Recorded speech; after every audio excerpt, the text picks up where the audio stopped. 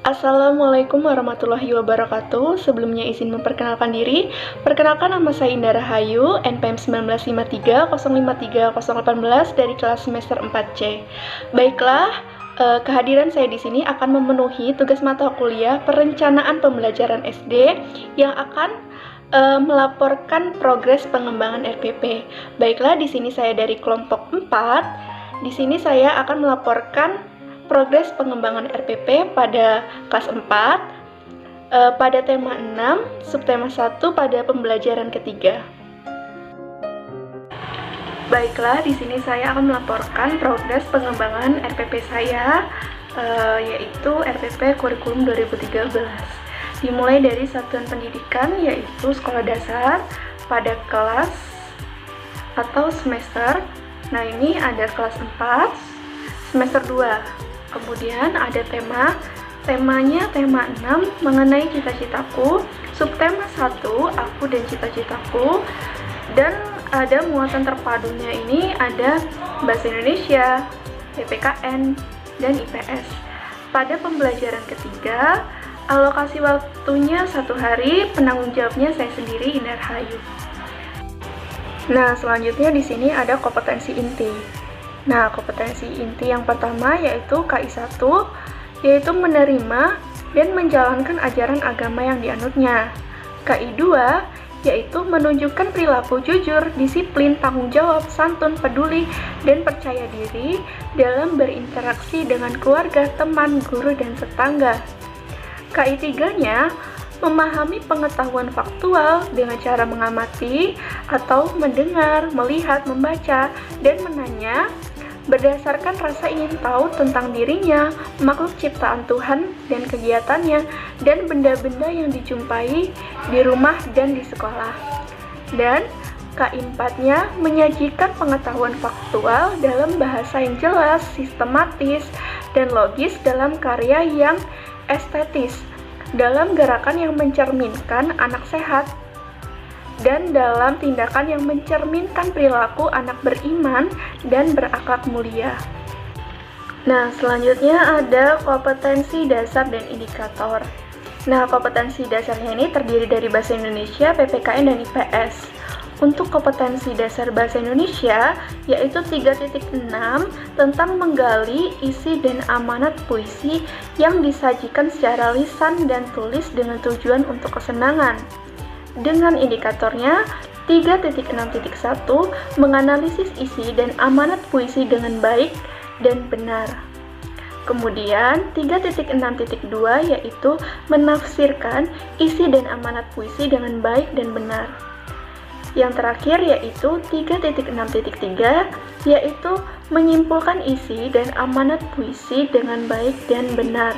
Kemudian ada KD-nya 4.6 yaitu melisankan puisi hasil karya pribadi dengan lafal, intonasi, dan ekspresi yang tepat sebagai bentuk ungkapan diri.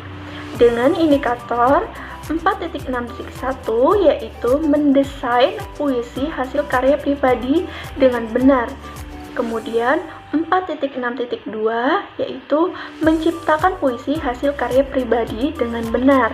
Kemudian 4.6.3 yaitu menampilkan puisi hasil karya pribadi di depan kelas dengan lafal, intonasi, dan ekspresi yang tepat. Selanjutnya yaitu kompetensi dasar untuk PPKN, yaitu ada 1.3 yaitu mensyukuri keberagaman umat beragama di masyarakat sebagai anugerah Tuhan Yang Maha Esa dalam konteks Bhinneka Tunggal Ika, dengan indikator 1.3.1 mendukung sikap mensyukuri keberagaman umat beragama di masyarakat sebagai anugerah Tuhan Yang Maha Esa dalam konteks Bhinneka Tunggal Ika. Kemudian 1.3.2 yaitu membangun sikap mensyukuri keberagaman umat beragama di masyarakat sebagai anugerah Tuhan Yang Maha Esa dalam konteks Bhinneka Tunggal Ika. Dan 1.3.3 yaitu menunjukkan sikap mensyukuri keberagaman umat beragama di masyarakat sebagai anugerah Tuhan Yang Maha Esa dalam konteks Bhinneka Tunggal Ika. Kompetensi dasar PPKN yang selanjutnya yaitu ada 2.3 yang isinya bersikap toleran dalam keberagaman umat beragama di masyarakat dalam konteks Bhinneka Tunggal Ika dengan indikator 2.3.1 mendukung sikap toleran dalam keberagaman umat beragama di masyarakat dalam konteks Bhinneka Tunggal Ika. Kemudian 2.3.2 yaitu membangun sikap toleran dalam keberagaman umat beragama di masyarakat dalam konteks Bhinneka Tunggal Ika. Kemudian 2.3.3 yaitu menunjukkan sikap toleran dalam keberagaman umat beragama di masyarakat dalam konteks Bhinneka Tunggal Ika. Kompetensi dasar yang selanjutnya yaitu ada 3.3 mengenai menjelaskan manfaat keberagaman karakteristik individu dalam kehidupan sehari-hari. Yang indikatornya ada 3.3.1 yaitu menelaah manfaat keberagaman karakteristik individu dalam kehidupan sehari-hari dengan tepat. Yang kedua yaitu merinci manfaat keberagaman karakteristik individu dalam kehidupan sehari-hari dengan tepat. Kemudian ada 3.3 yaitu menyimpulkan manfaat keberagaman karakteristik individu dalam kehidupan sehari-hari. Kemudian indikator PPKN yang terakhir yaitu ada 4.3.3 mengenai mengemukakan manfaat keberagaman karakteristik individu dalam kehidupan sehari-hari, yang indikatornya yaitu ada 4.3.1 yaitu menyalin manfaat keberagaman karakteristik individu dalam kehidupan sehari-hari dengan tepat ke dalam buku tulis.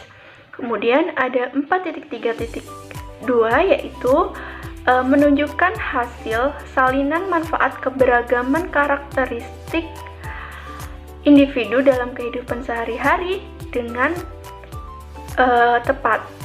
Kemudian ada 4.3.3 yaitu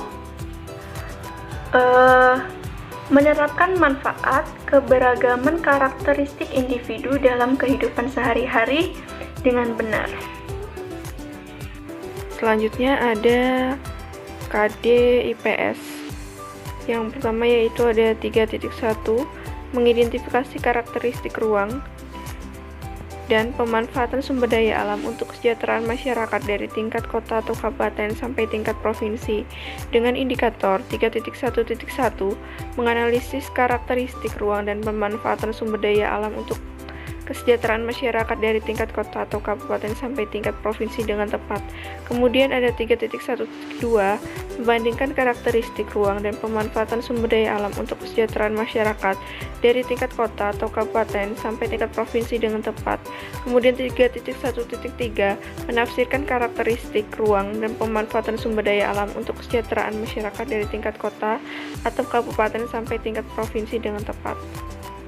Selanjutnya yaitu ada KD 4.1 yang isinya menyajikan hasil identifikasi karakteristik ruang dan pemanfaatan sumber daya alam untuk kesejahteraan masyarakat dari tingkat kota atau kabupaten sampai tingkat provinsi. Kemudian indikatornya 4.1.1 yaitu membedakan hasil identifikasi karakteristik ruang dan pemanfaatan sumber daya alam untuk kesejahteraan masyarakat dari tingkat kota atau kabupaten sampai tingkat provinsi. Kemudian 4.1.2 yaitu membuat hasil identifikasi karakteristik ruang dan pemanfaatan sumber daya alam untuk kegiatan masyarakat dari tingkat kota atau kabupaten sampai tingkat provinsi. Kemudian ada 4.1.3 yang isinya yaitu menunjukkan hasil identifikasi karakteristik ruang dan pemanfaatan sumber daya alam untuk kesejahteraan masyarakat dari tingkat kota atau kabupaten sampai tingkat provinsi. Selanjutnya yaitu ada analisis. Nah, jadi analisisnya ini peserta didik cenderung lebih mampu memahami materi ketika dicontohkan langsung oleh gurunya.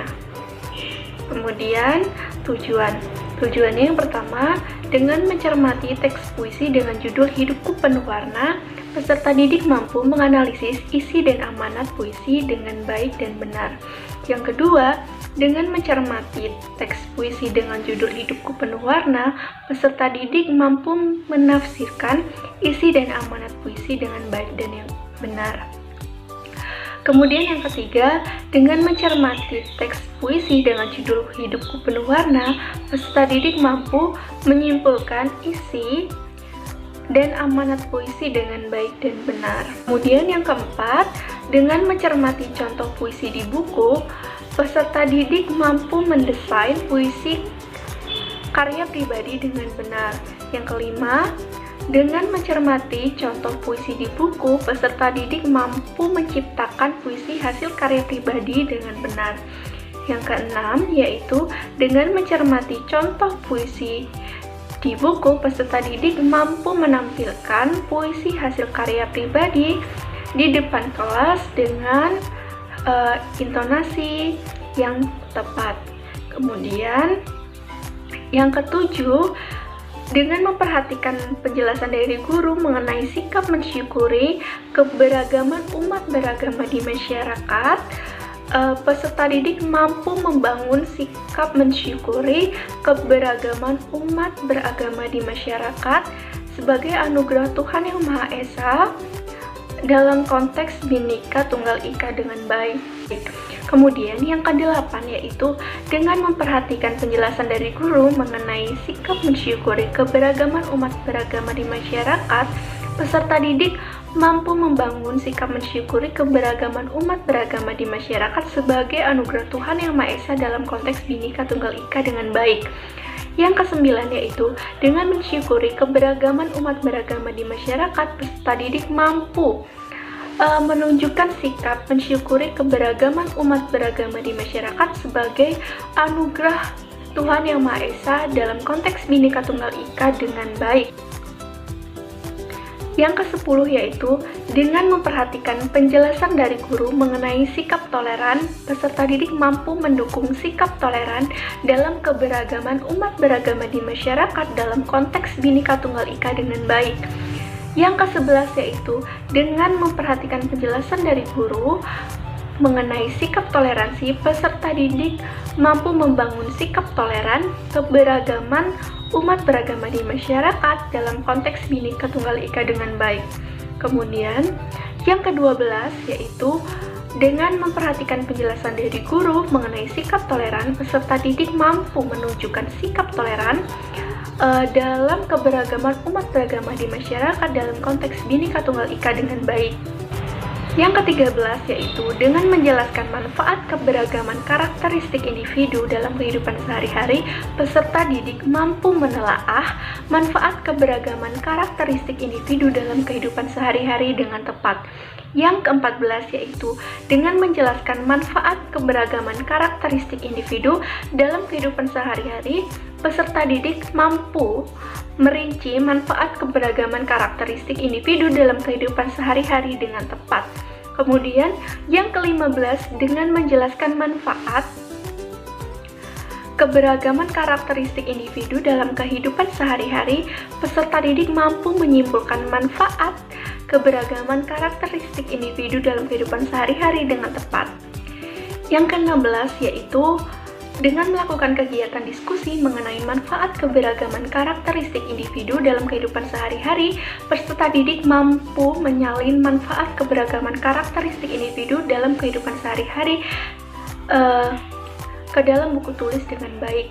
Kemudian, yang ke-17, yaitu dengan melakukan kegiatan diskusi mengenai manfaat keberagaman karakteristik individu dalam kehidupan sehari-hari, peserta didik mampu menunjukkan hasil salinan manfaat keberagaman karakteristik individu dalam kehidupan sehari-hari dengan baik. Kemudian yang ke-18, yaitu dengan melakukan kegiatan diskusi mengenai manfaat keberagaman karakteristik individu dalam kehidupan sehari-hari, peserta didik mampu menerapkan manfaat keberagaman karakteristik individu dalam kehidupan sehari-hari dengan baik. 19, yaitu dengan memperhatikan penjelasan dari guru mengenai karakteristik ruang dan pemanfaatan sumber daya alam, peserta didik mampu menganalisis karakteristik ruang dan pemanfaatan sumber daya alam untuk kesejahteraan masyarakat dari tingkat kota atau kabupaten sampai tingkat provinsi dengan tepat. Kemudian, dengan memperhatikan penjelasan dari guru mengenai karakteristik ruang dan pemanfaatan sumber daya alam, peserta didik mampu membandingkan karakteristik ruang dan pemanfaatan sumber daya alam untuk kesejahteraan masyarakat dari tingkat kota atau kabupaten sampai tingkat provinsi dengan tepat.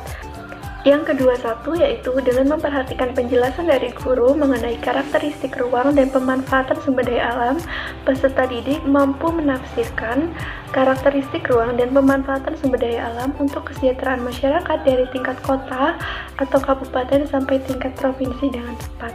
Kemudian yang ke-22 yaitu dengan melakukan kegiatan diskusi mengenai identifikasi karakteristik ruang dan pemanfaatan sumber daya alam, peserta didik mampu membedakan hasil identifikasi karakteristik ruang dan penataan sumber daya alam untuk kesejahteraan masyarakat dari tingkat kota atau kabupaten sampai tingkat provinsi dengan benar.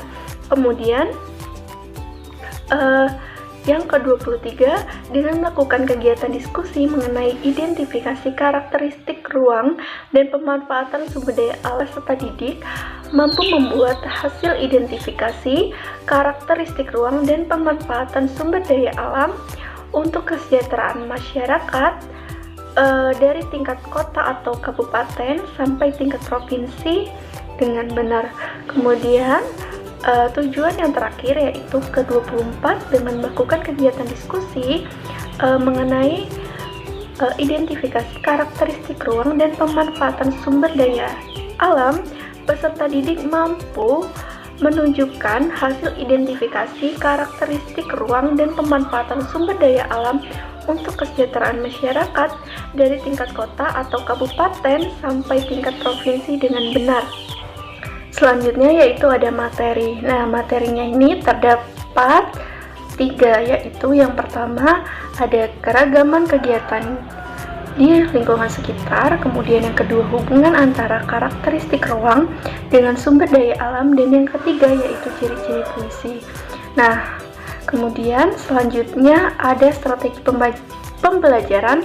Nah, ini menggunakan pendekatan saintifik, kemudian strateginya cooperative learning, tekniknya example, non-example, kemudian metodenya ada penugasan, pengamatan, tanya jawab, diskusi, dan ceramah. Kemudian modelnya yaitu problem based learning atau biasa disebut juga dengan PBL. Kemudian yang selanjutnya yaitu ada kegiatan pembelajaran. Nah, kegiatan pembelajaran ini dibagi menjadi 3, yaitu pembukaan, inti, dan penutup. Nah, di pembukaan sendiri yang pertama yaitu kelas dimulai dengan salam, menanyakan kabar, dan mengecek kehadiran siswa. Kemudian dilanjutkan dengan doa yang dipimpin oleh salah satu seorang siswa. Kemudian yang ketiga, siswa diingatkan untuk selalu mengutamakan sikap disiplin setiap saat dan manfaatnya bagi tercapainya cita-cita. Kemudian yang keempat yaitu menyanyikan salah satu lagu wajib nasional. Kemudian yang kelima yaitu pembiasaan membaca atau menulis atau mendengarkan atau berbicara selama 15-20 menit tentang materi non-pelajaran seperti satu tokoh di dunia, kesehatan, kebersihan, makanan atau minuman, atau cerita inspirasi dan motivasi.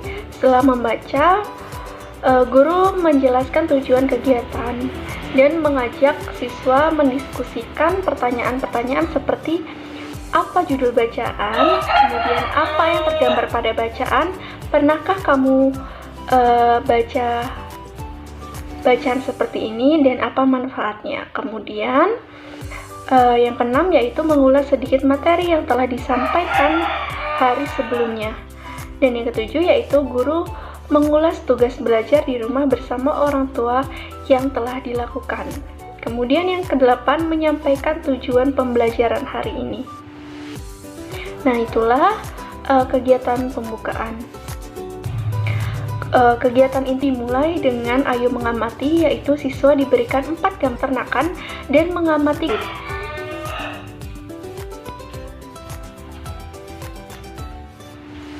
Langkah kegiatannya yaitu siswa mengamati gambar yang disajikan di buku. Siswa, guru membimbing siswa untuk melihat perbedaan pada gambar dari segi pekerjaan yang dilakukan. Nah, guru mengaitkan diskusi ini dengan judul tema dan mendorong rasa ingin tahu siswa tentang keragaman kegiatan yang dilakukan oleh masyarakat di sekitar mereka. Kemudian yang kedua yaitu guru meminta siswa untuk memberikan pendapat mereka tentang gambar yang mereka amati. Secara individu, siswa menuliskan hasil pengamatan mereka di dalam kolom yang disediakan atau pada buku catatan mereka. Kemudian yang ketiga, guru membimbing diskusi kelas untuk mengaitkan gambar yang siswa amati dengan keragaman kegiatan orang-orang yang ada di lingkungan sekitar dan manfaatnya dalam kehidupan sehari-hari. Tujuan dari kegiatan ini adalah untuk memahamkan kepada siswa tentang keragaman kegiatan dalam masyarakat. Nah, ini memuat PPKN pada KD 3.3 dan 4.3. Kemudian selanjutnya yaitu ada kegiatan ayo berlatih.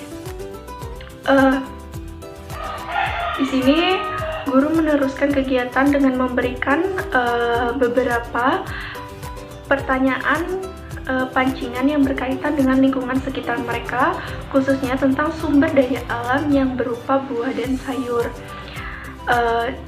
Guru memberikan pertanyaan pancingan kepada siswa seperti menurutmu di lingkungan seperti apakah buah tumbuh dengan subur? Nah, kemudian bagaimana dengan brokoli, wortel? Apakah mereka membutuhkan kondisi lingkungan yang sama seperti dengan apel? Mengapa? Nah, itu adalah contoh pancingan. Setelah melakukan pancingan, guru memimpin diskusi dan memberikan penjelasan tentang kondisi lingkungan yang dibutuhkan oleh tanaman untuk tumbuh dengan subur. Dari hasil diskusi dan penjelasan guru, siswa membuat peta konsep yang menjelaskan tentang lingkungan yang sesuai agar tanaman dapat tumbuh dengan subur. Nah, kegiatan ini digunakan untuk memberikan pemahaman kepada siswa tentang hubungan karakteristik ruang dengan sumber daya alam yang ada di lingkungannya. Nah, ini memuat KD IPS pada 3.1. Kegiatan selanjutnya yaitu ayo berdiskusi. Nah, kegiatan pembelajaran dilanjutkan dengan diskusi yang dipimpin oleh guru tentang macam-macam sumber daya alam yang dapat diperbarui dan tidak dapat diperbarui. Kemudian siswa mengamati beberapa gambar di dalam buku siswa. Guru memberikan beberapa pertanyaan yang terkait dengan gambar dan sumber daya alam tentang usaha apa yang dilakukan oleh manusia untuk mengelola sumber daya alam dan memanfaatkannya. Kemudian, siswa dalam kelompok berdiskusi untuk mengerjakan tugas yang diberikan oleh guru. Nah, penugasan tersebut merupakan kegiatan perpaduan PPKN dan IPS di mana siswa diminta untuk mengidentifikasi kondisi lingkungan tempat hidupnya, potensi sumber daya, dan jenis-jenis pencarian atau pekerjaan penduduk. Nah, selanjutnya siswa mengolah hasil diskusi kelompoknya dalam bentuk laporan yang berupa tabel dan menuliskan kesimpulannya. Kegiatan ini dirancang untuk mencapai kompetensi PPKN pada KD 3.3 dan 4.3 dan IPS 3.1 dan 4.1 dalam satu penugasan terpadu. Kegiatan yang selanjutnya yaitu ayo berlatih. Siswa mencoba mencari tahu apakah perbedaan atau keragaman yang mereka temukan dalam masyarakat juga dapat ditemukan dalam kelas mereka. Nah, jadi siswa berpasangan, siswa saling bertanya tentang cita-cita dan manfaatnya bagi kehidupan di sekitarnya. Nah, kemudian secara bersama-sama dalam diskusi kelas, siswa mendata cita-cita teman sekelas dan manfaatnya bagi lingkungan tempat tinggalnya. Kegiatan yang terakhir dalam inti ini yaitu ayo membaca. Jadi siswa mencermati teks puisi dengan judul Hidupku Penuh Warna. Guru menggunakan kegiatan ini untuk mengukur pengetahuan siswa tentang isi puisi dan keterampilan siswa dalam mengidentifikasi ciri-ciri puisi. Kemudian yang kedua, siswa menjawab pertanyaan yang disediakan pada buku siswa seperti apakah judul puisi tersebut, siapakah pengarangnya, kemudian berapa jumlah baris dan baitnya, kemudian dari contoh puisi di atas, siswa diminta untuk membuat puisi hasil karya pribadi dan menceritakan di depan teman dan gurunya, dan lain-lain. Selanjutnya yaitu ada kegiatan penutup. Nah, di sini guru menanyakan tentang apa saja hal baru yang kamu temukan hari ini, keterampilan apa saja yang kamu kembangkan hari ini, kemudian hal menarik apa yang kamu alami dalam kegiatan pembelajaran hari ini. Nah, jadi guru menanyakan kembali kepada siswa tentang hal-hal baru yang telah mereka pelajari pada hari tersebut. Kemudian siswa secara mandiri merefleksikan kegiatan pembelajaran yang telah mereka lakukan dengan menceritakan kembali apa yang sudah ia pelajari. Nah, kemudian guru memberikan kesempatan kepada siswa untuk memberikan komentar tentang hal-hal menarik yang siswa alami pada hari tersebut.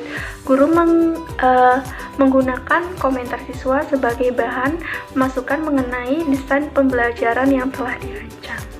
Setelah itu, guru memberi penugasan di rumah PR kepada siswa tentang materi hari ini. Kemudian untuk menutup kegiatan, siswa menyanyikan satu lagu daerah untuk menumbuhkan rasa nasionalisme, persatuan, dan toleransi.